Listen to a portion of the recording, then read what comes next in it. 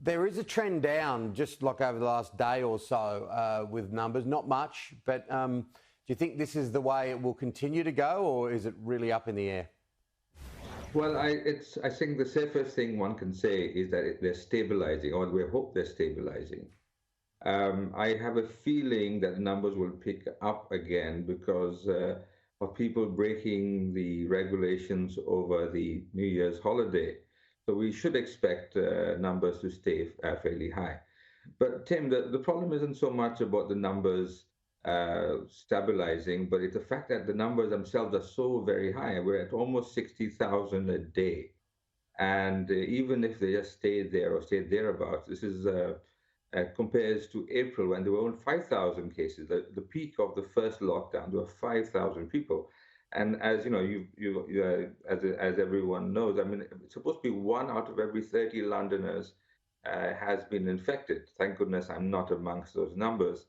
And of course, high infection numbers means high hospital numbers. So we are at 30,000, more than 30,000 people admitted to hospital, which compares with so about a third more than they were in April.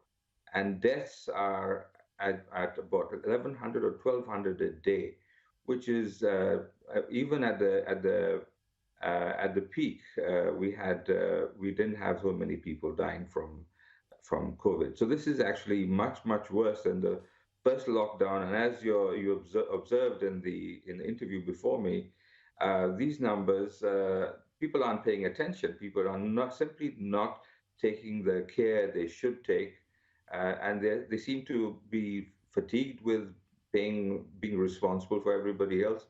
I don't know, but it's worrying as someone who's not been infected, and I'm personally terrified of leaving the house now. Yeah, you would be like many. The health system being overwhelmed in the United Kingdom. We've seen a story also this morning about the numbers in Scotland. What is the ripple down effect of a health system that's basically heaving from or just trying to stay afloat? Well, Tim, the big issue here is everything else is being put aside. If you have anything that isn't absolutely urgent, if you don't have a heart attack or you have an emergency situation, hospitals simply don't have the capacity to tackle. And people are actually staying away from hospitals. They might have some ailment or some problem, and they'd rather not go to a hospital that's full of COVID patients, which is the case. I have a friend who had to have some urgent surgery done, and I have heard reports of the hallways full of beds of COVID patients, but they don't know where to park them. So you have to spend a night in a hospital now. You actually, you may not die from what you came in with, but you might die from what you pick up at the hospital. Yes, and the vaccination situation in the United Kingdom, what is the appetite for people to take the vaccine? And no doubt, as you referred to the story that we had just before going to the interview with yourself, is that a lot of people are thinking, oh, the vaccination's here, we can get out and play soccer again and run the streets, I think there may be some of that, and coupled with this suspicion of the vaccine, you may have seen that the Queen got vaccinated today, as did Prince Philip, and this is all about signaling that because there's so much fake news out there that there's something wrong, that Bill Gates is going to microchip you, and so on and so forth. And by having these prominent people who are trusted by the community getting the vaccination, they're trying to signal it's safe to be vaccinated. We're not, Bill Gates is not going to control you from his laptop, and so on. I think that there is this suspicion, the belief that everybody will get vaccinated fairly soon. But I think it's very unlikely, Tim, that these vaccinations will take place as quickly as the government keeps saying it will.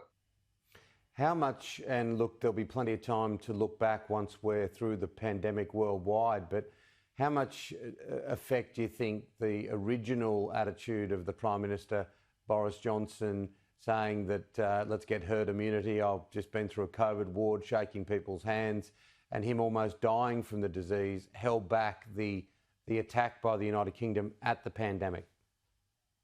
I think you're absolutely right.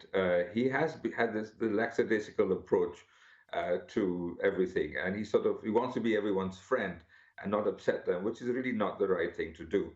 That combined with Donald Cummings' famous, now infamous trip uh, to test his eyes, kind of did dampen people's trust in what the Prime Minister says. But the big problem, Tim, is going to be is the logistics of getting so many people vaccinated in such a short time. They, you know, the way I've calculated it, seems that they'll need to vaccinate 200,000 people every day in order to reach the numbers that they want to. But they've got to get the vaccines, and the vaccines are not coming in as fast as they want to. And you need to mobilize the army, or they have to come up with some kind of logistical mechanism to vaccinate 200,000 people a day. And all the while, Brexit, the early mechanics of Brexit and the deal are starting to be put in place. So you would almost think that on many occasions this would get in the way of some of the things that need to be expedited.